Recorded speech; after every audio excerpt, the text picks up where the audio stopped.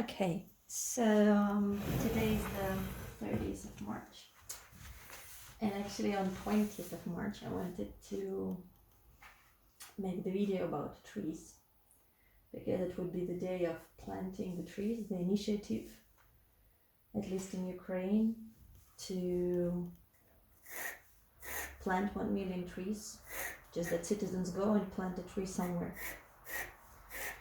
And it made me remember a story about planting trees in my family.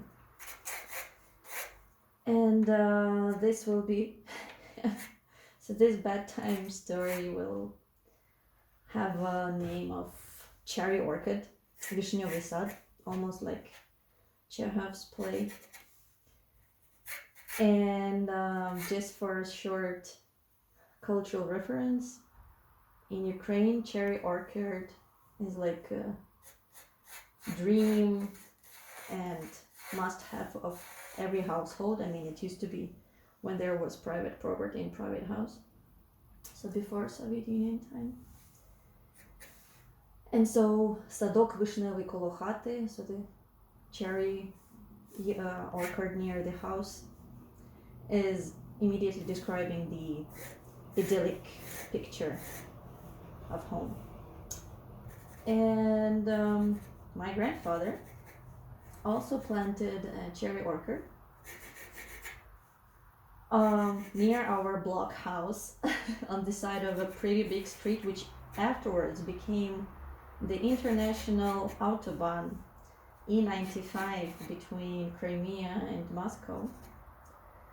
Strangely, it still goes through the city. So basically now our house, the house of my parents, stands on a Autobahn. And along this Autobahn, so between the house and the street, there are cherry trees. And my grandfather grew up, or he was born in Carpathian, pre-Carpathian.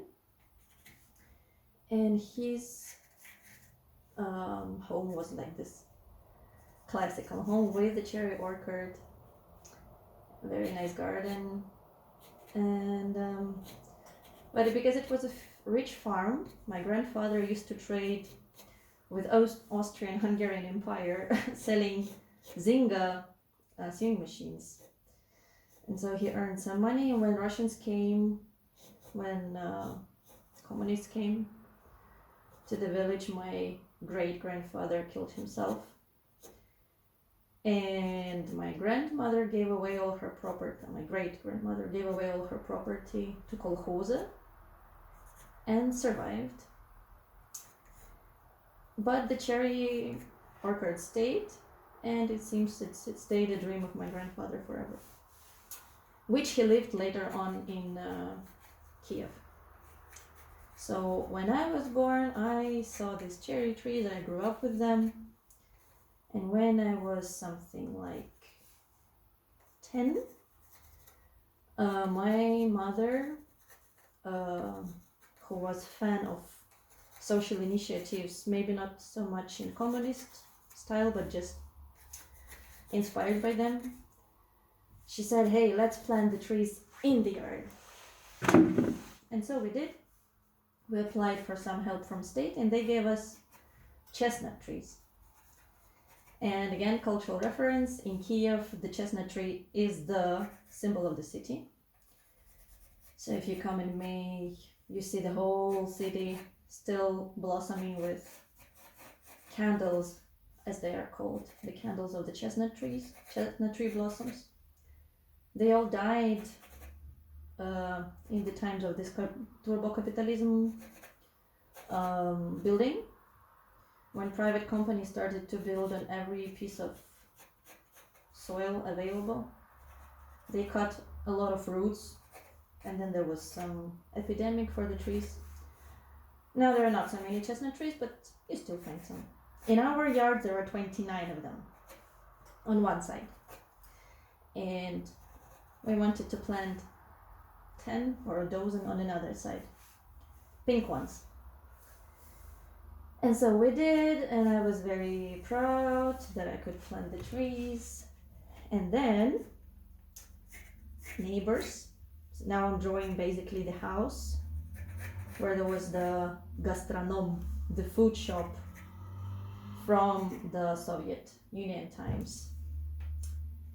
Cultural reference, gastronom, this food shop, was the place to get food, contacts, vodka, and so the people who worked there were bosses of the block because they would distribute the goods.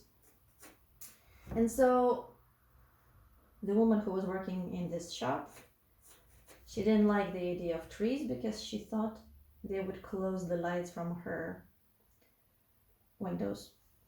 And so her grandchildren picked out all the chestnut trees, broke the branches or just broke the trees. And this social initiative was not so successful. Later on, the kids of this woman, her grandchildren basically, they went to study in Vienna because their father is judge in a court, and he was able somehow to provide family with a lot of income. I don't know in which anti-karma way. And luckily we never intersected in Vienna. But so when I was 10, I didn't work planting the chestnut trees. And a year later or so, my mom still suggested we do something, and on the side of the cherry orchard, because cherry trees were becoming old, and there would be something else needed. And my mom had an idea that I asked neighbors, the boys from all the block, to help, because if they would do that nobody would dare to do anything with the trees. Because I grew up in the house next to the vodka distribution place, there was a very peculiar neighborhood full of alcoholics and children of alcoholics. Close by there was the Chorna Gora, the Black Mountain, or if you can call it Montenegro, a district in Kiev which is famous for home-cooked, homemade drugs like Vint and so on. And so my father would be friends with all the fathers, and I would be friends with all the kids of the neighborhood. And so I offered boys to help me to plant the trees. Of course, they were laughing like idiots. They said, okay, what will we get? I said that for my pocket money, I will buy them beer. They said, no way, only vodka. I mean, we were 12 or something. Between, I think, 10 and 15, the whole crew. I said, no way. Anyhow, it worked out. And they said they will come and do it. And then I didn't believe that they would come. Because, I don't know. Growing up in a family where there would be stories told about how Soviet government betrayed 5 times all parts of the family in all country, and how neighbors also act, taking away property and stuff. I grew up not to say paranoid, but not very trusting. And I told them that they should sign the contract that they will come. And given the fact that I was a teenager and I read a lot of pirate stories at that time, I told them that they have to sign with blood. So I took my school notebook. I opened it with this metal hook. I don't know how it's called. Skriepka. I took out this metal thing that is holding the notebook together. And with this instrument, I made holes in all fingers of all participants, and they signed the paper with their blood.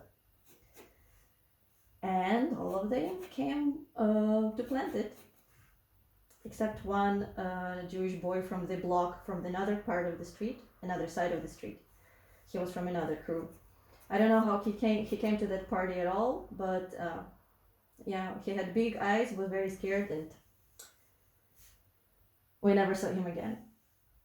But the trees were planted, and now when I come to visit my hometown, in my parents' house, I still see the trees. I don't see people much. Many moved. Many died, I have to say.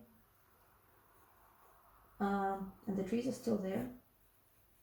And the trees from my grandfather are still blooming every spring, which is simply a small miracle of nature.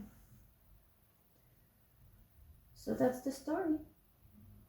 And yeah, it's nothing to do with any romantic memory, but I don't think if it was meant to make the whole series only about bed. This one is just bad. With good intentions as always. Okay. I think that's it.